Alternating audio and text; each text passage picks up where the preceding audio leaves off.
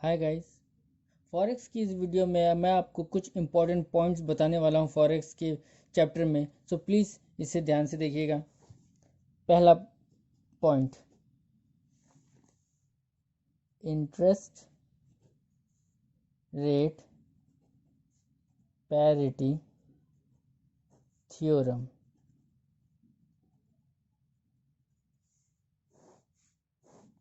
तो ध्यान रखिएगा, इंटरेस्ट रेट पैरिटी थ्योरम वो कंडीशन होती है, वो जब टाइम होता है जहाँ पर एक जगह दो रेट का डिफरेंस दो रेट का डिफरेंस एक दूसरे को नलीफाई कर देता है। Difference nullify each other. याद रखिएगा, इंटरेस्ट रेट पैरिटी थ्योरम वो थ्योरम है जहां पर दो कंट्रीज का इंटरेस्ट रेट एक दूसरे को नलीफाई कर देता है। जैसे कि लेट्स से, अगर यूएसए का बोरोइंग रेट यानी कि वहां से हमने मनी बोरो किया, और इंडिया का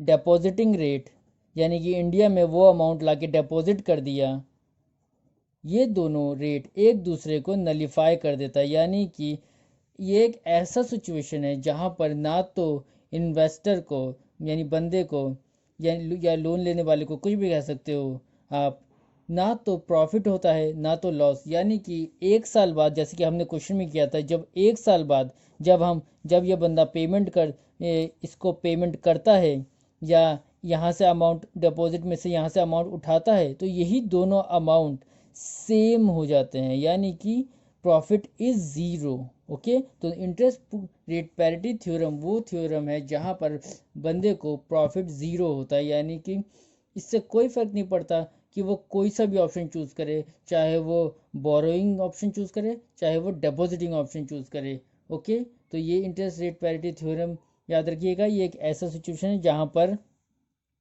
एक दूसरे के इंटरेस्ट रेट्स एक दूसरे को नलीफाई कर देते हैं और प्रॉफिट जो होता है ज़ीरो हो जाता है। ओके, तो ये पहला पॉइंट था, इंटरेस्ट रेट पैरिटी थ्योरम। और नेक्स्ट पॉइंट है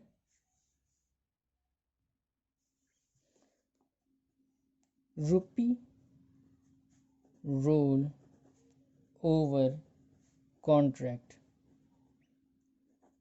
तो रुपी रोल ओवर कॉन्ट्रैक्ट वो कॉन्ट्रैक्ट है जहाँ पर आप एक बंदा फॉरवर्ड कॉन्ट्रैक्ट करना चाहता है more than 6 months. Okay, let's say 1 साल हो सकता है, 2 साल हो सकता है, 3 साल हो सकता है। लेकिन प्रॉब्लम ये आती है कि बैंक के पास फॉरवर्ड कॉन्ट्रैक्ट्स 6 महीने से ज़्यादा की होती ही नहीं है बैंक के पास, क्योंकि आफ्टर ऑल फॉरवर्ड कॉन्ट्रैक्ट क्या है, एक फ्यूचर रेट, यानी कि फ्यूचर में होने वाले जो ट्रांजेक्शन है उसका रेट देती है बैंक। तो सिंपल सी बात है, 6 महीने तो बहुत ज़्यादा दिन भी ऐसे ही हो गए, क्योंकि 6 महीना फ्यूचर का रेट वो आपको पहले दे रही है।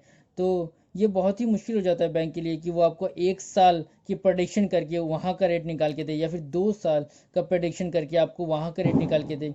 तो इसलिए बैंक जर्नली आपको सिर्फ और सिर्फ 6 महीने तक का ही फॉरवर्ड कॉन्ट्रैक्ट देती है। तो ऐसे केस में आप क्या कर सकते हैं, तो ऐसे केस में आप रुपी रोल ओवर कॉन्ट्रैक्ट करते हैं। इस केस में होता क्या है, इस केस में बैंक ऑटोमेटिकली आपके कॉन्ट्रैक्ट्स को कैरी ऑन करती रहती है। यानी कि इस केसेस में बैंक क्या करती है, आपको मान लीजिए आपको 2 साल का फॉरवर्ड कॉन्ट्रैक्ट रेट चाहिए। ओके, तो बैंक आपको पहले 6 महीने का फॉरवर्ड कॉन्ट्रैक्ट कर देती है। ओके, जब 6 महीना हो जाता है यानी कि एंड ऑफ द 6 मंथ्स, तो बैंक खुद ब खुद एक रिवर्सल एंट्री कर देती है इस 6 महीने के मेचोरिटी डेट पे, अपने आप ही आपके अकाउंट पे रिवर्सल एंट्री कर देती है। और जो प्रॉफिट और लॉस होता है इस 6वें महीने पर, वो बैंक आपसे ले लेती है। अगर आपको प्रॉफिट हो रहा है तो बैंक आपको दे देती है, अगर आपको लॉस हो रहा है तो बैंक आपको डेबिट कर देती है, आपसे लॉस ले लेती है। उसके बाद बैंक इसी छठे महीने में एक और दोबारा से एक फ्रेश फॉरवर्ड कॉन्ट्रैक्ट करती है, जो कि दोबारा से 6 महीने का होता है। तो इसी तरह से दोबारा से 6 महीने के लिए एक फॉरवर्ड कॉन्ट्रैक्ट हो जाता है, और 6 6 12 यानी कि एक साल का कॉन्ट्रैक्ट बन जाता है। उसी तरह से इस 6 कॉन्ट्रैक्ट के बाद दोबारा से जब ये 6 महीना एंड हो जाता है, यानी कि end of the 12th month, दोबारा बैंक ये आपकी प्रॉफिट एंड लॉस कैलकुलेट करती है, प्रॉफिट आपको देती है, लॉस भी आपको बता देती है कि आपका लॉस हो गया है। उसके बाद दोबारा बैंक फिर से एक फ्रेश इशू कर देती है, और ऐसा ही करती रहती है कब तक, जब तक आपके 2 साल ना हो जाए। तो इसी तरह से रुपी रोल ओवर कॉन्ट्रैक्ट के थ्रू बैंक आपसे प्रॉफिट एंड लॉस करके आपको 2 साल या 3 साल का फॉरवर्ड कॉन्ट्रैक्ट दे देती है। तो यही है रुपी रोल ओवर कॉन्ट्रैक्ट, जिसमें बैंक ऑटोमेटिकली आपके कॉन्ट्रैक्ट्स कर देती है। ठीक है, तो अब हम नेक्स्ट पॉइंट देखेंगे। नेक्स्ट पॉइंट है, लेट्स से कि आपको दो करेंसीज दे रखी, दो करेंसी एक्सचेंज रेट्स दे रखे हैं। जैसे कि एक बैंक आपको ऑफर करता है 62 और 60, ओके, यह है बिड रेट, आपको पता है, और यह है आस्क रेट। तो एक बैंक आपको $1 के बदले 60 और 62 का रेट फॉलो दे रहा है, और दूसरा बैंक आपको दे रहा है 64 और 61, ओके। तो अब आपको ये पता करना है कि प्रॉफिट कैसे हो, किस में आपको प्रॉफिट हो, ओके। तो ये पता करने का बहुत ही आसान तरीका है। आपको बस करना इतना है कि चेक करना है कि इसका बिड, अगर ये दो कंडीशन फुलफिल हो जाती है तो आप आराम से पता कर सकते हैं कि आपको प्रॉफिट होगा या नहीं। ठीक है, तो इसका बिड इसके आस्क से क्या होना चाहिए, कम, और इसका आस्क इसके बिड से होना चाहिए कम। यानी कि अगर आप ऐसा कहें तो ऐसे भी कह सकते हैं कि इसका बिड इसके के आस्क से ग्रेटर होना चाहिए। मान लेते हैं कि लेट्स से कि ये जो रेट है ये मार्केट रेट है, मार्केट में ये मिला, और ये जो रेट है आपको मिला, आपको किसी एक्सचेंजर ने दिया। ठीक है, ये ज़्यादा अच्छा रहेगा। लेट्स से ये आपको एक एक्सचेंजर ने दिया और ये मार्केट ने दिया। तो मार्केट से कि अब आपको देखना है कि एक्सचेंजर से आपको प्रॉफिट होता है, प्रॉफिट हो रहा भी है या नहीं, कि एक्सचेंजर ने जो रेट दिया उससे आपको प्रॉफिट हुआ या नहीं। तो मार्केट में देखा आपने कि मार्केट का जो बिड है वो इसके आस्क से ग्रेटर है, और इसका जो आस्क है वो इसके बिड से ग्रेटर है। अगर ऐसा है तो यहाँ पर आर्बिट्रेज पॉसिबल